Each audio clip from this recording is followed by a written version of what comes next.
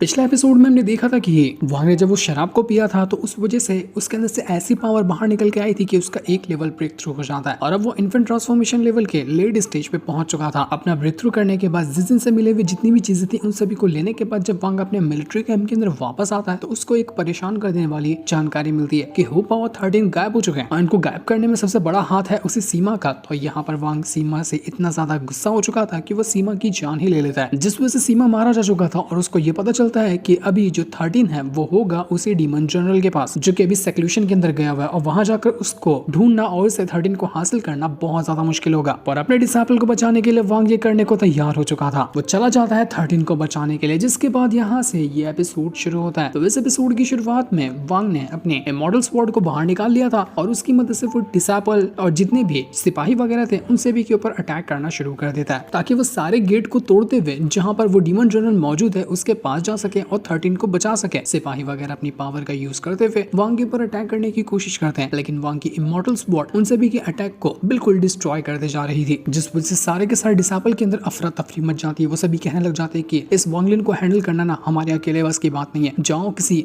Chief commander को या किसी और को भी बुला कर लाओ यहाँ पे, वरना ये पक्का सारे के सारे सिपाहियों को मारेगा और सभी गेट को तोड़कर अंदर घुस जाएगा, हम इसको अंदर जाने नहीं दे सकते। वांग इतना ज्यादा गुस्से में था कि वो किसी को भी नहीं छोड़ने वाला। वो 13 को ऐसे कुछ होते हुए नहीं देख सकता। उसको 13 के साथ बिताए हुए लम्हे याद आ रहे थे जब उसने उसको वो डीमन क्रिस्टल ला के दिया था और वांग के लिए उसने कितनी सारी चीजें की हैं, तो सारी की सारी चीजें वांग को याद आ रही थी कि मैं अपने किसी साथी को इस तरह से मुसीबत में छोड़कर कैसे भाग सकता हूँ। 13 ने मुझ पर भरोसा किया था कि वो मुझे बचाने के लिए आएंगे तो मैं पीछे नहीं हट सकता। अब यहाँ पर मेरी जान क्यों ना चली जाए, मुझे उससे फर्क नहीं पड़ता, मैं 13 को बचा कर रहूंगा और हु पाओ को भी पता लगाऊंगा कि वो कहाँ पर है, वो भी ठीक है या नहीं है। बहुत अपनों को खो चुका हूँ, अब और ज्यादा मैं किसी को भी नहीं खोना चाहता। उसको वो भी लम्हा याद आता है जब 13 ने उस सीमा से कहा था कि तू यहाँ पर मेरी जान ले सकता है, मुझे उससे फर्क नहीं पड़ता, लेकिन मेरे सामने मेरे मास्टर को बेइज्जत नहीं कर सका, मैं तुझे छोड़ने वाला नहीं हूँ। तो वांग कहने लग जाता है कि 13 ने मेरे लिए अपनी जान दांव पर लगा दी, इसलिए मैं उसको किसी भी हालत में बचा कर ही रहूंगा। उसको हु पाओ का भी ख्याल आता है कि हु पाओ ने भी कितना उसका साथ दिया है। दोनों बिल्कुल आंख बंद करके वांग के ऊपर भरोसा करते थे और अब उनके लिए वांग कोई कदम नहीं उठाता है ना, तो वांग ये चीज कभी भी बर्दाश्त कर ही नहीं पाएगा। वांग कहने लग जाता है कि अगर मैंने आज 13 को नहीं बचाया ना तो आज तक के जितना भी मैंने किया है सब कुछ मिट्टी में मिल जाएगा, मैं अपना कभी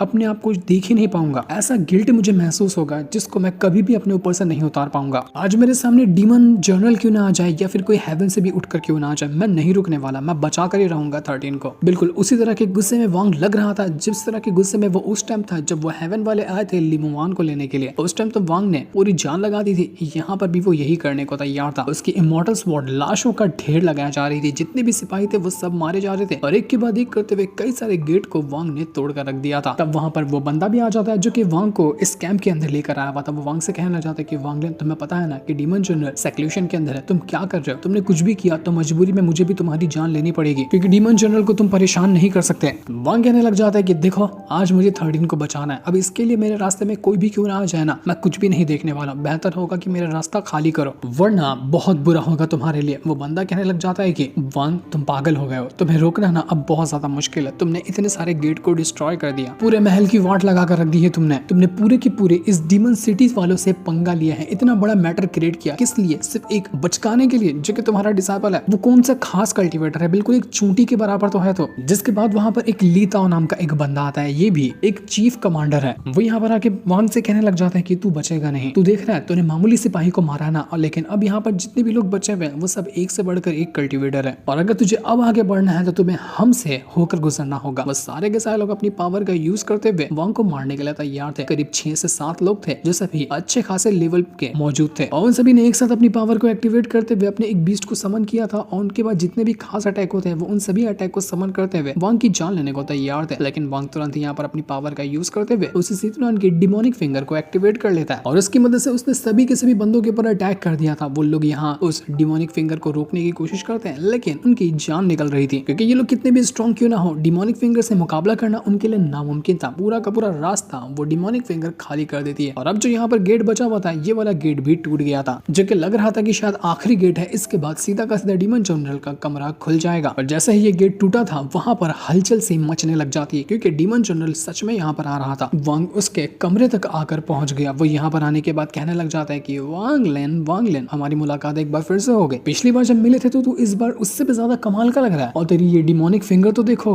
क्या कहने इसके, क्या ही कमाल दिखाया तुमने यहाँ पर।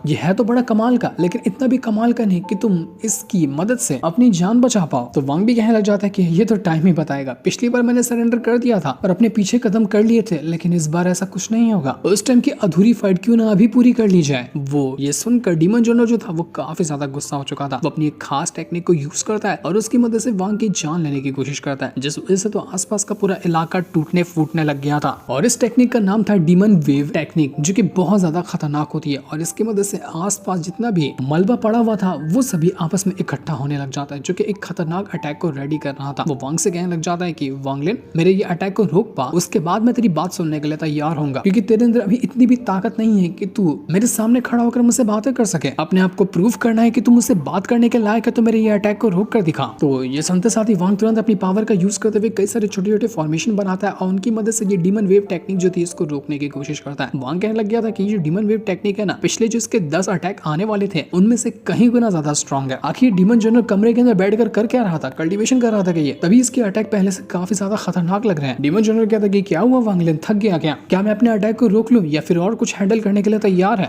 वो अपने डीमन वेव टेक्निक को और ज्यादा स्ट्रॉन्ग बना चुका था और अब यहाँ पर वांग जो होता है वो पूरी तरह से उस डीमन वेव टेक्निक के अंदर फंस चुका था। उसको समझ नहीं आता कि अब यहाँ से कैसे बाहर निकला जाए, लेकिन वांग को इससे फर्क नहीं पड़ता। वांग जब यहाँ पर अपनी पावर को यूज ही करने वाला था तो उसको ऐसा लगने लग जाता है कि नहीं, ये पावर उसको अंदर से ही तोड़ने की कोशिश कर रही है, जिससे वांग को काफी तकलीफ हो रही थी। लेकिन उसने वही मेंशन के पास जाकर जो गोल्डन एनर्जी कलेक्ट की थी वो यहाँ पर अपने आप एक्टिवेट होने लग गई थी और उस गोल्डन एनर्जी ने वांग के चारों तरफ एक प्रोटेक्शन बैरियर क्रिएट कर दिया था, ताकि जो डीमन वेव टेक्निक है वो वांग को नुकसान ना पहुंचा सके। तो ये देखकर वांग बिल्कुल खुश हो जाता है कि अरे वाह, ये तो बहुत अच्छी बात है, मैंने उस गोल्डन एनर्जी को हासिल किया, वो मेरे कितने सही टाइम पे काम कर रही है। अब इससे होना क्या था, वांग जैसा ही यहाँ पर अपनी पावर को एक्टिवेट करता है, डीमन वेव टेक्निक जो थी वो यहाँ पर कमजोर होने लग गई थी और जैसे वांग ने अपनी पावर को एक्टिवेट किया वहां पर इतना पावरफुल और इतना कमाल का ड्रैगन आ जाता है ना, जिसका कोई हिसाब ही नहीं था। और ये बना हुआ था उसी गोल्डन एनर्जी से जिसको वांग ने उसी मेंशन के अंदर जो कीलियान का था उसके अंदर से कलेक्ट किया था। ये गोल्डन ड्रैगन आते साथ ही पूरी डीमन वेव टेक्निक जो थी उसकी तो धज्जियां उड़ा ही देता है। उसी के साथ साथ जितने भी लोग यहाँ मौजूद थे उनकी भी वाट लगा चुका था। लेकिन वांग ये देखकर कहने लग जाता है कि नहीं यार, ये जो गोल्डन एनर्जी है ना ये है तो बहुत कमाल की,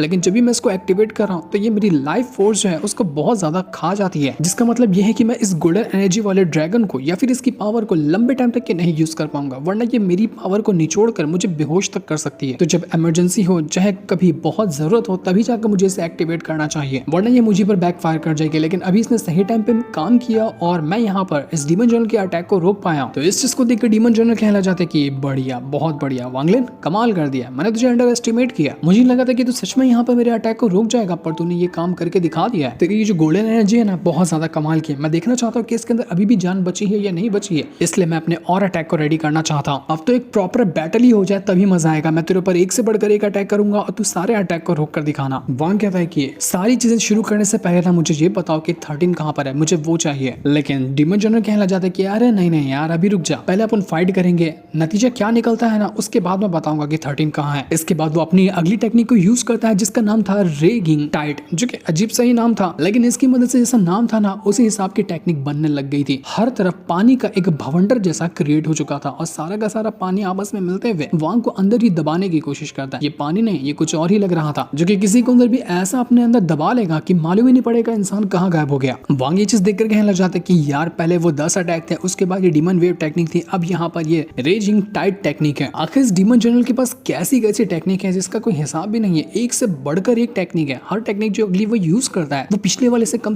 10 गुना तो ज्यादा स्ट्रॉन्ग होती है। तो अब मुझे यहाँ पर कुछ ऐसा इसके साथ करना होगा जिसकी मदद से ये ना अगला अटैक यूज कर पाए और इसको मैं आसानी से हरा दूं। लेकिन मुझे समझ नहीं आ रहा कि मैं कौन सी टेक्निक का यूज करूं इसके ऊपर जिस वजह से ये यहाँ पर हार जाए। वांग यहाँ पर उस डीमन जनरल से कहने लग जाते कि देख यार, मेरे पास एक टेक्निक है, अगर मैंने उसको यहाँ पर यूज किया ना तो तू यहाँ पर मर जाएगा। तो क्या कहता है, क्या मैं उस टेक्निक को यूज करूं? जो सुनकर वो डीमन जनरल कहने लग जाता है अरे क्या मजाक करता है यार, तेरे पास कोई टेक्निक नहीं होगी ऐसी जिसकी मदद से तू मुझे यहाँ पर हरा सके। अगर तू मुझे यहाँ पर हराता है ना तो मैं यहाँ पर तुझसे वादा करता हूँ कि मैं मान जाऊंगा कि तू बहुत ज्यादा कमाल का बंदा है और मैं तुझे मुझे स्ट्रॉन्ग समझते अपने आप को तेरे सामने सरेंडर कर दूंगा, क्योंकि मुझे पता है कि दुनिया की ऐसी कोई भी टेक्निक नहीं है जो मुझे यहाँ पर हरा सके। तो तू कहां से मुझे हरा पाएगा। जितने भी लोग वहां मौजूद थे वो लोग कहने लग जाते हैं कि हमने अब तक की बहुत बैटल देखी है, बहुत लोगों को डीमन जनरल के साथ फाइट करते हुए देखा, लेकिन ऐसा कोई बंदा नहीं देखा जो कि डीमन जनरल के इतने अटैक को रोक पाता है। ये वांग लिन सबसे अनोखा इंसान है। उसने अब तक के बहुत सारे अटैक को डीमन जनरल के आसानी से रोक कर दिखाया है। इसका फ्यूचर बहुत ज्यादा ब्राइट हो सकता था, लेकिन इसने यहाँ पर डीमन जनरल को इतना गुस्सा दिला दिया है ना कि अब ये नहीं बच सकता। इसने अपनी जान खतरे में डाल दी। किस लिए? वो भी एक मामूली से डिसेबल के लिए।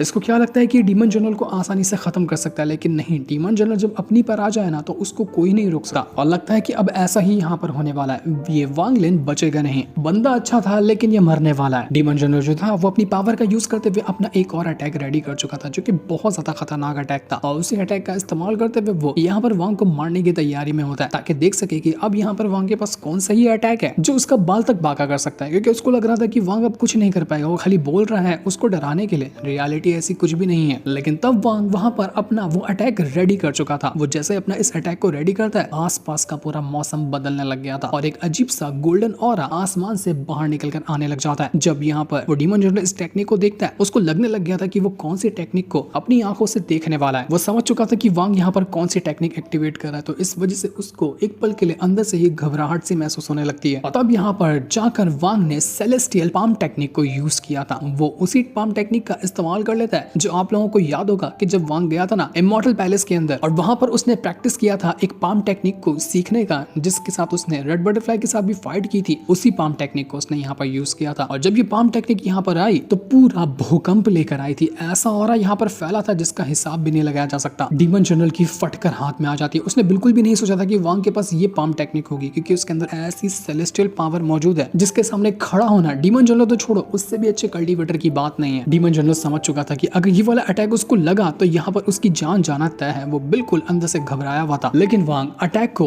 उस तक लाने से पहले ही अपने अटैक को रोक लेता है। वो डीमन जनरल के ऊपर अटैक नहीं करता। तो इस चीज को देखकर डीमन जनरल यहाँ पर अपनी इज्जत बचाने के लिए, क्योंकि वो यहाँ पर डर गया था, तो कहने लग जाता है कि वांग लिन, तूने यहाँ पर अभी इस टेक्निक को अच्छे से मास्टर नहीं किया ना, तभी तूने मुझ पर अटैक नहीं किया और बीच में इस टेक्निक को रोक लिया। तू ढंग से ये टेक्निक सीखा होता तो मुझ पर अटैक करता। तो वांग कहता है कि क्या एक बार फिर से ट्राई करके दिखाऊं क्या, तब तुझे यकीन होगा कि मैंने यहाँ पर इस टेक्निक को सही में सीखा है या फिर मैं नाटक कर रहा था। डीमन जनरल समझ चुका था कि नहीं, उसने गलत समझा। वांग के पास सच में ये टेक्निक है, और अगर वो एक अटैक कर देना तो डीमन जनरल की सारी कल्टीवेशन तक डिस्ट्रॉय हो सकती है और उसको बहुत भारी नुकसान उठाना पड़ेगा। कुछ ही टाइम के अंदर इस बंदे की कल्टीवेशन ना मेरे आसपास आ चुकी है, या फिर ये मुझसे भी आगे निकल गया है। वांग कहता है डीमन जनरल से कि देखो डीमन जनरल, मैं तुम्हें मारना नहीं चाहता हूँ, इज्जत से मुझे बता दो कि 13 कहाँ पर है, वरना अगली बार मैं अपने अटैक को ना रोकूंगा नहीं, सीधा चला दूंगा तुम्हारे ऊपर। तो ये सुनकर डीमन जनरल के तो पूरे हाव भाव ही बदल गए थे। वो यहाँ पर वांग से कहने लग जाते हैं कि अरे वांग लिन, ऐसे मुझे रिस्पेक्ट से बात मत करो, आज से तू मेरा भाई है, मुझे सर ऐसा कहकर मत बुलाना, तू मुझे बड़ा भाई कहकर बुला सकता है। अभी तो इतना भयंकर बैटल कर रहा था डीमन जनरल, लेकिन वांग की पावर देखकर वो उसको अपना छोटा भाई बना चुका था। वो तुरंत 13 को वांग के हवाले कर देता है। उससे कहने लग जाता है कि मैं यहाँ पर ना पावरफुल लोगों को बुलाता हूँ और उनको रिफाइन करता हूँ अपनी कल्टीवेशन स्ट्रॉन्ग करने के लिए। तभी तुमने देखा था कि मेरी पावर जो है ना वो बहुत कमाल की है। माफ करना, लेकिन मैं 13 के साथ भी यही करने वाला था। कुछ टाइम अगर तुम यहाँ पर नहीं आते ना, मैं उसको मार चुका होता और इसको रिफाइन कर चुका होता, लेकिन तुमने यहाँ पर इसको बचा लिया। लेकिन मैंने तुम्हें देखो तुम्हारा डिसेबल वापस किया, पर तुमने जो यहाँ पर तबाही मचाई है ना, पूरे के पूरे मेरे महल को तोड़ कर रखा है। इसके लिए तुम्हें एक काम करना होगा। आज से 3 महीने बाद ना एक डीमन जनरल का कंपटीशन होता है। इस पूरी की पूरी एंशिएंट सिटी के अंदर जितनी भी टोटल डीमन जनरल मौजूद है ना, उन सभी को बुलाकर एक बैटल लड़ाया जाता है। तो मैं यहाँ पर ना उस कंपटीशन के लिए तुम्हारी हेल्प चाहता हूँ। क्या तुम मेरी हेल्प करने के लिए तैयार हो? अब बताया तो नहीं जाता कि क्या वो वांग को कंपटीशन में पार्टिसिपेट करवाना चाहता है या किसी और चीज की मदद से उसको वांग की हेल्प चाहिए, लेकिन वांग यहाँ पर ये करने को तैयार हो चुका था। डीमन जनरल अनाउंस करता है कि आज के दिन से मैं ये अनाउंस करता हूँ कि वांग लिन जो है ना आज से यहाँ का वाइस जनरल है। मैं हूँ डीमन जनरल, मेरे बाद जो पोजीशन आती है वो वांग लिन की होगी, और मैं अपनी तरफ से पूरी कोशिश करूंगा कि आने वाले टाइम के अंदर मैं वांग लिन को यहाँ का डीमन जनरल भी बनाऊं, ताकि वो इस पूरी की पूरी सिटी के ऊपर अपना राज कर सके। सारे के सारे लोग ये चीज देखकर बिल्कुल हैरान रह चुके थे। जिस दिन को दिखाते साथ ही ये वाला एपिसोड यहीं पर एंड हो जाता है। Thanks for watching.